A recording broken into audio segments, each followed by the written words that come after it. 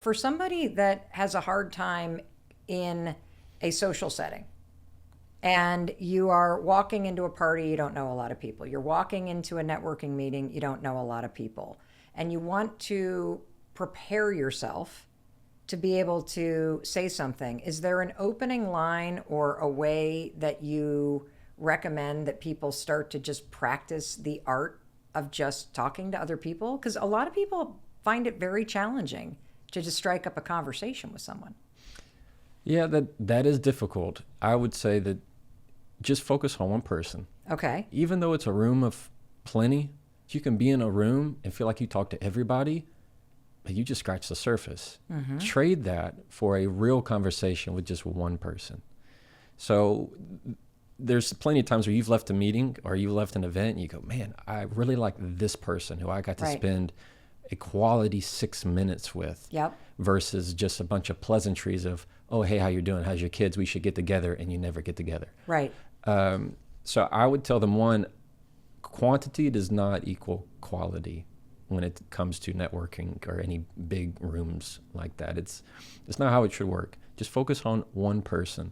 Two, if you want to break the ice about something, you can always start with something of just how they're doing in their life, what they're excited about, what they're looking forward to. Okay. When you ask how are you, people talk about the past.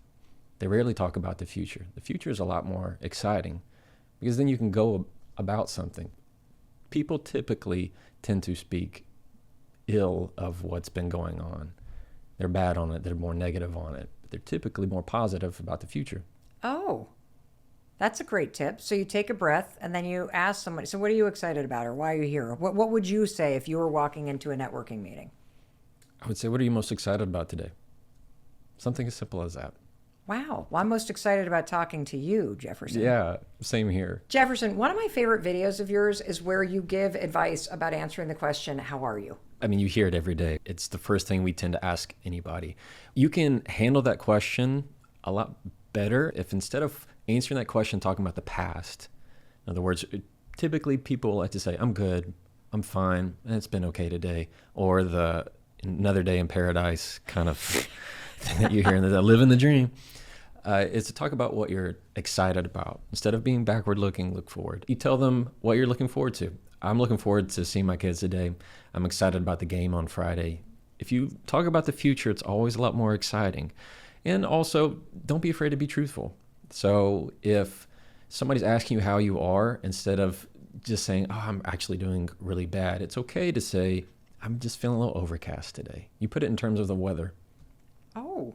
It's a lot easier for people that you don't have to worry about the little details. You don't have to worry about the little complexities of, do I need to explain to them everything that's happening that day? Just put it in terms of the weather. It's kind of an overcast day for me. It's a sunny day.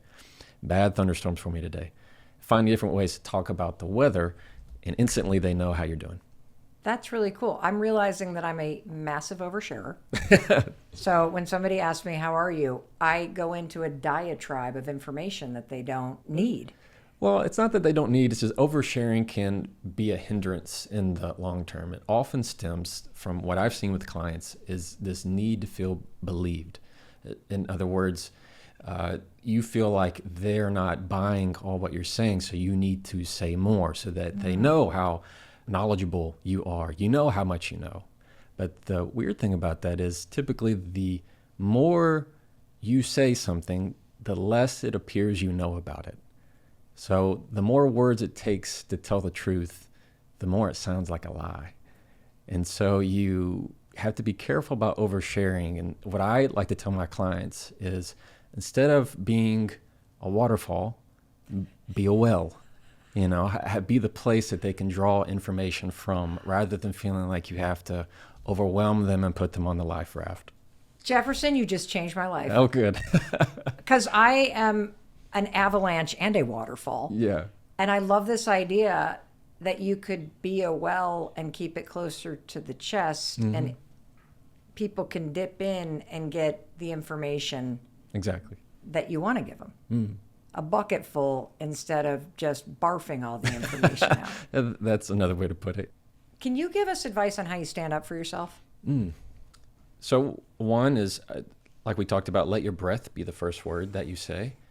because what that does is tell people that you heard them and that you're acknowledging. There's a difference between if you just ask me a question, you say, hey, how are you doing, Jefferson? I go, good, real good, real good. I didn't really listen. Versus if you ask me that question again, how are you doing, Jefferson? And I said, I'm good. I'm real good. Now it feels like you've stepped into it. Often when it comes to standing your ground, it is just slowing down your words. Not feeling like you have to rush anything. Nobody can make you say anything that you don't want to say. If you just find ways to give it a beat and figure it out, you're going to be a whole lot better off. Too often people wait till they're talking to figure out what they want to say. Oh my God, that's me. They take off. It's like going to the airport and just flying and getting on the plane and you go, where are you landing? I have no idea. I just got on the plane. I don't know. You get in the car and they're like, where are you going? Who knows? I'm just going. I say all that to say, like, they finally they're just going in circles on their plane and they're waiting. You got to help people land the runway often. I feel like that is me at work and in life. But Yeah. I'm one of these people that needs to talk it out.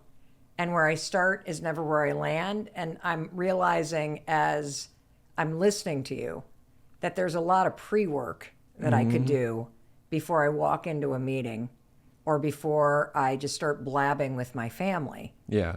And it would be way more effective and helpful for people if I actually knew where I was going before I opened my mouth. It always helps to have a goal in the conversation. It helps to have conversational values. It helps to have conversational goals. So talk to me about that. What does that mean to have a conversational goal and a conversational value? If you go back to the original thing that you teach us, which is you get to choose what kind of person you are based on the things that you say and how you say them. Conversational goals is simply where you want to end the conversation. You want to make sure you understand what this person meant by this comment. That's your goal. Often we start talking and then we lose track of where we're going because we're listening to respond. We're not listening to understand. Often when you go to trial and you're listening to a witness in their direct examination, where bad attorneys go wrong is they just start planning out their next question, regardless of what the witness says, versus waiting to hear that whole answer and adapting to it. So conversational goals is just simply where you're headed. It's the destination of where you're going. Conversational values are how you feel authentic to yourself to get there. So I have conversational values that I use in every conversation that I have to make sure that no matter what happens in the conversation, I can't control anything else but myself. It's my values that drive my response. For example, one of my key conversational values is if I can't be a bridge, be a lighthouse. In other words, if we can't meet in the middle, if we can't connect in some way, I'm still going to be a lighthouse for them. I'm still going to be a source of light that if they need to come back, they know where I'm at. I have another one that I use, and that is if there's room for kindness, I will use it. I get that from my mama. I'd come to her with a complaint, and she'd say, well, were you kind? I'd say, well, Mom, you don't understand. This person. And she'd go, well, I still think you should be kind. It's like, you know what? If there's always room for kindness, if there's any room at all, that's a chance to use it. The last one I use is tell them who I am without telling them my name. So that's that idea of letting my words inform them of who I am without anything of my identification or my status or where I am. Is it the value of how I make people feel in my words? So how do you apply those values? I'm having a conversation with an opposing attorney. He says something that how some of them do. They tell you how great their case is. Right. I mean, every case they have is full of sunshine, no bruises. So you have that chance to say, well, could I just give them a piece of my mind and tell them how bad their case is and how I'm going to railroad over them? Or is there any room for kindness in this conversation? And if there is any room at all, then I'm going to use it. And it gives me the chance to say, you know what, Howard, I got to tell you, you're great at your job and you really care about your clients. I can tell. I can really tell you care about your clients. And he goes, oh, yeah, I do. I really do. And I feel great about that. And all of a sudden, he goes, you know what? In that Rule 11 you wanted, I think we can agree to that. That's no problem. If I can inject my values, I don't have to worry about what to say. I don't have to worry about some zinger I have to send. If there's room for kindness, I'll use it. So you find ways to use values to control the conversation. Well, you never regret not being kind. That's a great one. Yeah. And I always regret when I'm not. Yeah. And so one of the huge takeaways that I have is that a lot of us don't stop and think about what the intention is of a conversation and how we want to be perceived and what we want to demonstrate about ourselves by being in it. And it's everywhere, from how you walk into a meeting. If you think about what you want to get out of it or how you want to be perceived, then that actually dictates how you're going to show up.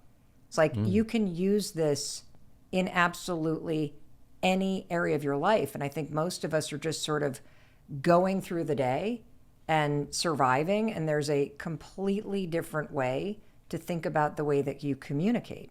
I 100% agree in that if you look at where you are in life, from your romantic relationships to where you are at work, there is a large percentage of that is solely based upon what you said to that person.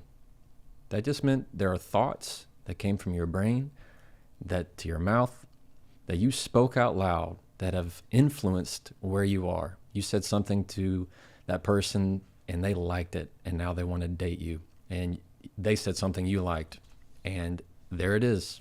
You met over coffee at the airport, or where you are at work, at that promotion that you want. You have ways of just simply using the power of your words to influence everything. And it can change. Even if you said things in the past that you regret or things you wish you would have said better, you can change everything about your life by what you say next. What you say is who you are. The power to communicate is that you compress your entire personality into just what they hear you say.